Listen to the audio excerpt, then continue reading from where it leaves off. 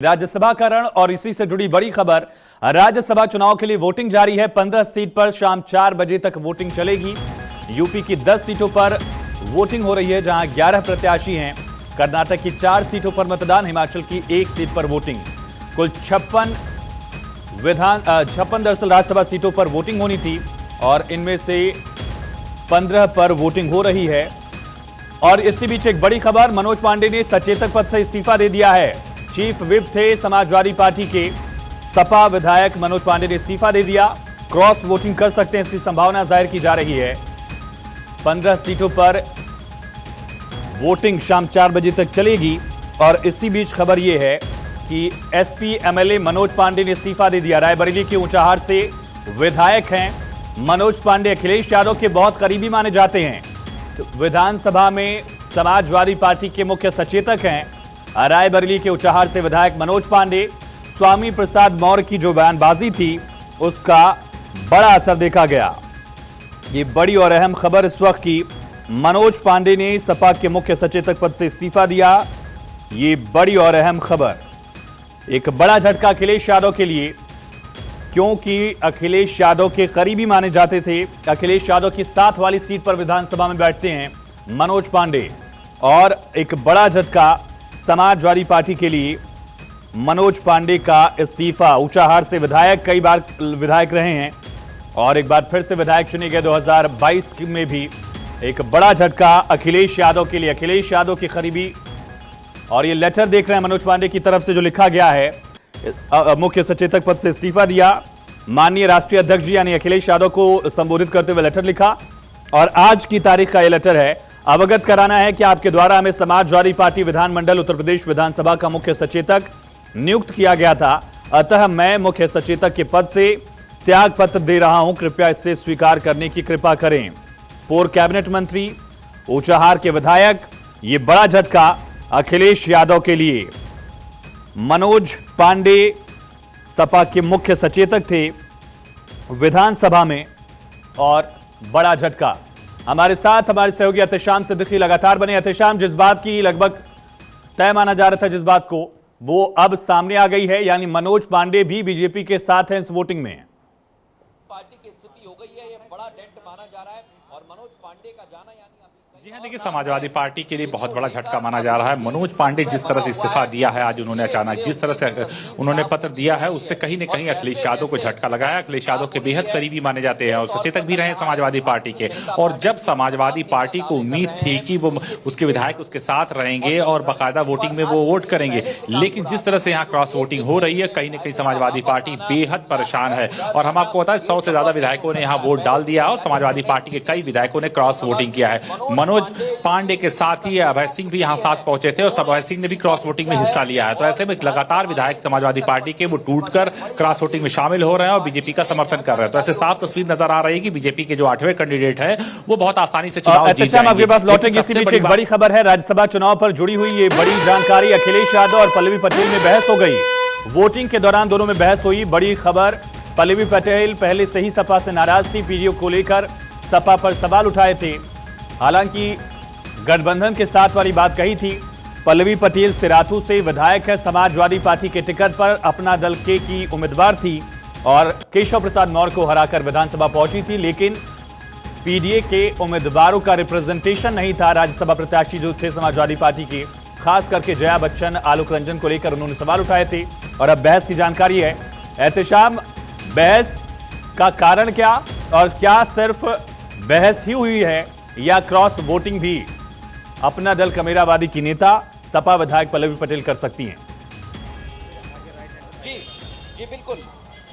जी हाँ, देखिए जिस तरह से समाजवादी पार्टी में विधायकों की नाराजगी है उसको कंट्रोल नहीं कर पा रहे हैं अखिलेश यादव। अखिलेश यादव खुद बहुत परेशान है, क्योंकि जिस तरह से एक एक विधायक अपनी अपनी बात रख रहे हैं और अखिलेश यादव एकजुट करने की कोशिश कर रहे हैं। तो कहीं न कहीं जो विधायक है पहले ही से मन बना लिए हैं बागी जाने के लिए और अखिलेश यादव की टीम पूरी तरह से उनको रोकने में लगी है। इसलिए अखिलेश यादव खुद विधानसभा में मौजूद है और देखना चाहते हैं कि कौन कौन लोग हैं जो क्रॉस वोटिंग में शामिल हो रहे हैं। पल्लवी पटेल की बात करें तो ये पहले से नाराज चल रही थी। उनका साफ कहना है कि जो पीडीए के उम्मीदवार है उनको वोट करें करेंगी, लेकिन जो 2 उम्मीदवारों की बात कही जा रही थी, जया बच्चन और आलोक रंजन, उससे वो नाखुश दिखाई दे रही हैं। लेकिन वो कांग्रेस के समर्थन की बात करें तो ऐसे इस माहौल को लेकर आज जो माहौल देखने को मिला, कहीं न कहीं अखिलेश यादव और उनके विधायक के बीच जो नोकझोंक हुई है वो काफी अच्छी बात नहीं की जाएगी। लोकतंत्र में सब कुछ चलता है, लेकिन जिस तरह से और इसी बीच एक बड़ी खबर, समाजवादी पार्टी सांसद शफीकुर रहमान बर्क का निधन हो गया। संभल से सांसद थे, बीमार चल रहे थे। अखिलेश यादव ने कुछ ही दिन पहले मुलाकात की थी और बर्क इस रीजन के सबसे बड़े मुस्लिम नेता थे। खास करके आजम खान की सियासत जिस तरह से रुकी, उसके बाद बर्क समाजवादी पार्टी के लिए सबसे बड़ा मुस्लिम चेहरा थे। लगभग 93 साल की उनकी उम्र रही होगी और शफीकुर रहमान बर्क का निधन समाजवादी पार्टी के लिए और प्रदेश की सियासत के लिए भी एक बड़ी क्षति के तौर पर देखा जाएगा। एहतशाम, क्या जानकारी? देखिए, शफीकुर रहमान की बात करें तो काफी दिनों से बीमार चल रहे थे और मुरादाबाद के एक निजी हॉस्पिटल में इनका इलाज चल रहा था और अखिलेश यादव ने भी आखिरी वक्त में जाकर उनसे मुलाकात किया था।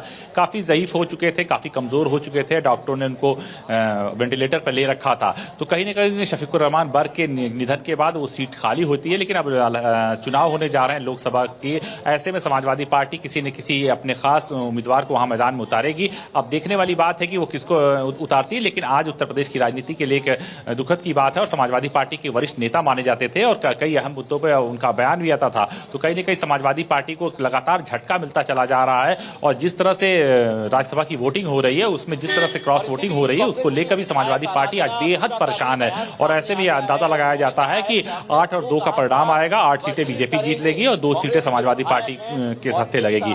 आज एक तरफ जहां उत्तर प्रदेश में की सियासत बहुत ज्यादा गर्म है और जिस तरह सियासत पूरी तरह से चरम पे है, क्योंकि एक तरफ अखिलेश यादव मौजूद है विधान भवन में, दूसरी तरफ योगी आदित्यनाथ मौजूद हैं और योगी आदित्यनाथ पूरे दमखम के साथ मौजूद है। उनको पूरा आत्मविश्वास है कि उनके 8 कैंडिडेट जीत जाएंगे, क्योंकि जो 8वां कैंडिडेट है उसको बहुत ही कम वोटों के साथ मैदान में उतारा था। लेकिन जो विपक्षी खेमा है, विपक्षी खेमे को फोड़ने में बीजेपी कामयाब हुई है और क्रॉस वोटिंग का दौर शुरू हो गया है। सुबह से ही क्रॉस वोटिंग हो रही है। ऐसे में साफ लाजमी है कि समाजवादी पार्टी का जो तीसरा कैंडिडेट है आलोक रंजन, उनको करारी शिकस्त मिल सकती है। जी, बर्क का जाना समाजवादी पार्टी के लिए राजनीतिक तौर पर कितना बड़ा नुकसान, खास करके आजम खान जिस तरह से असक्रिय हुए थे तमाम कारणों की वजह से।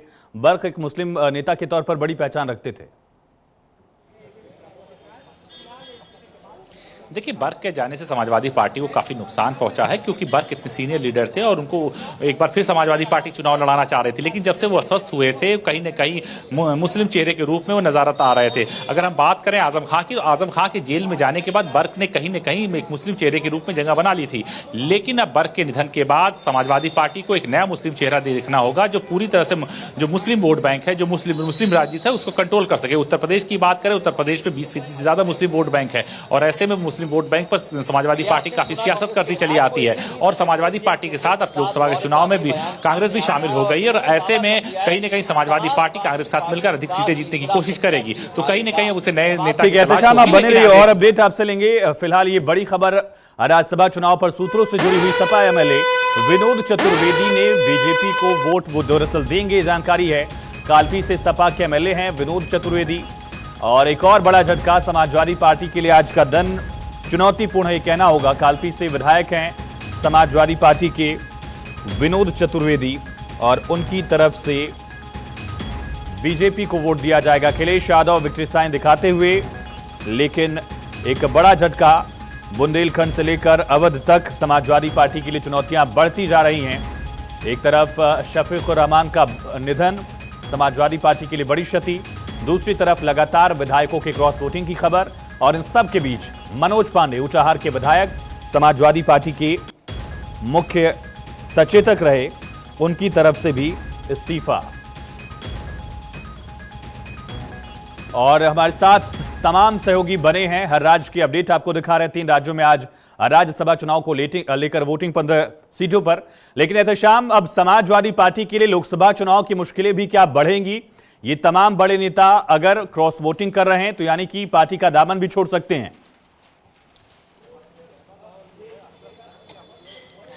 जी हाँ, देखिए, कुछ नेता पार्टी का दामन छोड़ सकते हैं। हो सकता है कि वो भारतीय जनता पार्टी को खुलकर सपोर्ट करते हैं, तो आने वाले वक्त में भारतीय जनता पार्टी उनको लोकसभा में उतार सकती है या उनको एमएलसी के रूप में उनके परिवार को रूप में भेज सकती है। लेकिन जिस तरह से क्रॉस वोटिंग चल रही, समाजवादी पार्टी कहीं न कहीं नाराज है, क्योंकि समाजवादी पार्टी से इस्तीफा देने के बाद वो बीजेपी में शामिल हो सकते हैं और बीजेपी से सीट पर चुनाव लड़ सकते हैं। एक तो ये तरीका है। दूसरा, जो अभी एमएलसी के चुनाव है उसमें बीजेपी उनको प्रत्याशी बनाकर निर्विरोध रूप से एमएलसी के तहत विधायक बनाकर विधानसभा में भेज सकती है। तीसरा तरीका यह है कि आने वाले वक्त में जो चुनाव होने जा रहे हैं लोकसभा, उसका टिकट उनको मिल सकता है। तो बीजेपी में जाने के उनके 3 फायदे हैं और साथ में वो सरकार में भी शामिल हो सकते हैं, केंद्र और राज्य की सरकार में, तो 5 फायदे हैं। इसलिए जो विपक्ष है उसमें लगातार सेंधमारी हो रही है। विपक्ष के लोग लगातार टूट के बीजेपी की तरफ जा रहे हैं, क्योंकि बीजेपी में जाने से उसको कई फायदे दिखाई दे रहे हैं। जी, एक और बड़ी खबर है सूत्रों के हवाले से। मनोज पांडे के घर पहुंचे दयाशंकर सिंह।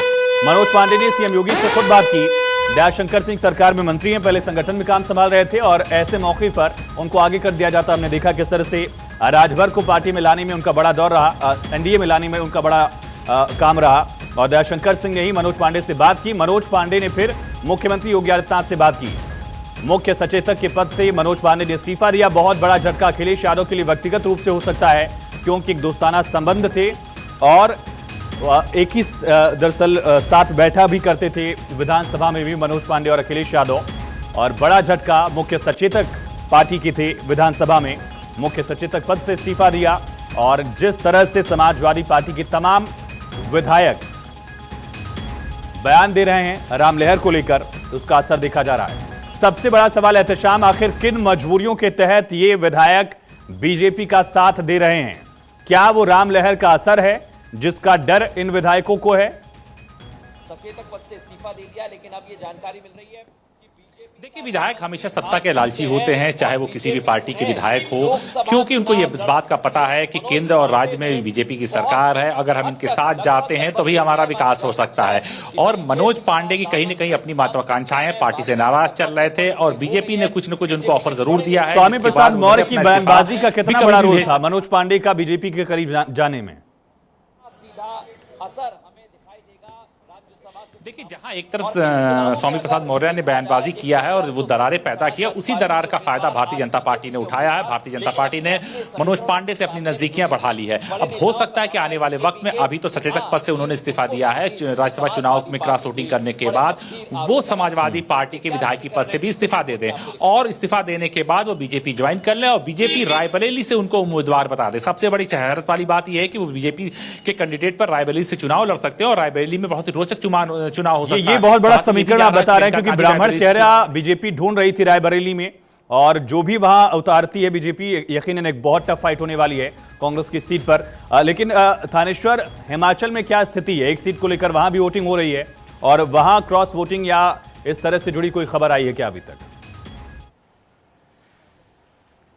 देखिए, हिमाचल से अभी क्रॉस वोटिंग को लेकर अभी इस तरह की कोई खबर नहीं आई है, क्योंकि कल ही हिमाचल की जो कांग्रेस पार्टी है, जो इस समय संख्या बल में सबसे ज्यादा है और सत्ता में भी है, उसने व्हिप जारी करके अपने जितने भी विधायक हैं उनकी बैठक की थी और साथ ही साथ जो 3 निर्दलीय विधायक हैं वो भी उस बैठक में आए थे। उन्होंने भी कांग्रेस के पक्ष में वोटिंग करने के लिए कहा है। कांग्रेस ने अभिषेक मनु सिंघवी को जो उतारा है, आज सुबह ही कांग्रेस के जो सीएम है सुखविंदर सिंह सुक्खू, वो सभी विधायकों को अपने घर ब्रेकफास्ट पे बुलाया था। ब्रेकफास्ट के बाद सीधा वो विधानसभा लेके गए और वहां की वोटिंग चल रही है। जबकि दूसरी तरफ जो हर्ष महाजन बीजेपी के उम्मीदवार है, उनका कहना है कि आज जो विधायक है, कांग्रेस के विधायक है, वो अपनी अंतरात्मा की आवाज सुनेंगे और आज जो नतीजे आएंगे बहुत चौंकाने वाले आएंगे। जबकि कांग्रेस ने सीधा सीधा अपने विधायकों को कहा है कि जो भी विधायक वोट करेगा, जो कांग्रेस की तरफ से एजेंट नियुक्त किए गए हैं, उनको अपना वोट करते हुए दिखाएगा, उसके बाद ही वो वोट पोल करेगा, अन्यथा उनका वोट अवैध घोषित कर दिया जाएगा। अब देखना है कि कांग्रेस ने जिस तरीके से किलेबंदी की है, ऐसे में क्रॉस वोटिंग की संभावनाएं काफी कम है और जिस तरीके संख्या बल है, 40 कांग्रेस के विधायक और 3 निर्दलीय विधायक भी उसके साथ है, ऐसे में कांग्रेस के विधायक, कितने वोट चाहिए एक सीट के लिए वहां थानेश्वर हिमाचल में? इक्वेशन क्या है फिलहाल जीत का? देखिए, इक्वेशन ये है कि कांग्रेस के पास इस समय 40 कांग्रेस के विधायक है और 3 विधायक उसके निर्दलीय विधायक है उसके साथ है और दूसरी तरफ बीजेपी के पास 25 विधायक है। अब चूंकि संख्या बल के हिसाब से जो कांग्रेस है वो सबसे अधिक है, तो ऐसे में कांग्रेस का विजयी होना यहां लगभग तय माना जा रहा है। 4 बजे तक वोटिंग है, उसके बाद ही जैसे 5 बजे नतीजे काउंटिंग शुरू होगी, उसके बाद ही पता चल पाएगा कि क्रॉस वोटिंग हुई है या नहीं है। वैसे अभी तक जो निकल के आ रहा है, क्रॉस वोटिंग की संभावनाएं बिल्कुल ना के बराबर है। ठीक है, इसी बीच एक बड़ी खबर है राज्यसभा चुनाव से जुड़ी हुई। 10 बजे तक 100 विधायकों ने यूपी में वोटिंग कर ली है और लगातार यह सिलसिला जारी है। 403 विधायकों की विधानसभा उत्तर प्रदेश, देश की सबसे बड़ी विधानसभा, हालांकि 2 से 3 सीट खाली भी है, ऐसे में लगभग 400 विधायक वोट कर सकते हैं। लेकिन एहतशाम, अगर मुख्य सचेतक ने इस्तीफा दे दिया तो पहला सवाल यह कि समाजवादी पार्टी ने क्या कोई व्हिप जारी किया था, और अगर व्हिप जारी किया था तो मुख्य सचेतक इस्तीफा देने के बाद क्या वो नल वॉइड हो जाएगा या लागू होगा उसके बाद भी? देखिए, हम आपको बता दें कि क्रॉस वोटिंग में तो कोई वोट वैलिड अनवैलिड नहीं होगा, लेकिन जिस तरह से रणनीति समाजवादी पार्टी ने अख्तियार किया था और डिनर डिप्लोमेसी शुरू किया था, उससे साफ तौर से जाहिर था कि उसको ये पता चल चुका था कि उसके विधायक टूट रहे हैं। अब देखने वाली बात यह है कि क्रॉस वोटिंग के बाद ये पता चल जाएगा किस विधायकों ने क्रॉस वोटिंग में हिस्सा लिया है। अब सबसे बड़ी चीज ये है कि कुछ ऐसे विधायक हैं जो बीजेपी में जाना चाहते हैं और बीजेपी में रहकर कहीं न कहीं वो मंत्रिमंडल की ख्वाब भी देख रहे हैं, क्योंकि जिस तरह से ओम प्रकाश राजभर अपनी छोटी सी पार्टी को लेकर बीजेपी में शामिल हुए हैं और मंत्री बनने की चाहत रख रहे हैं। बहुत छोटा सा सवाल, पूर्वांचल की वो राजभर की पार्टी से अंसारी के बेटे भी विधायक, तो उनका क्या हुआ? वोट डालने आए वो?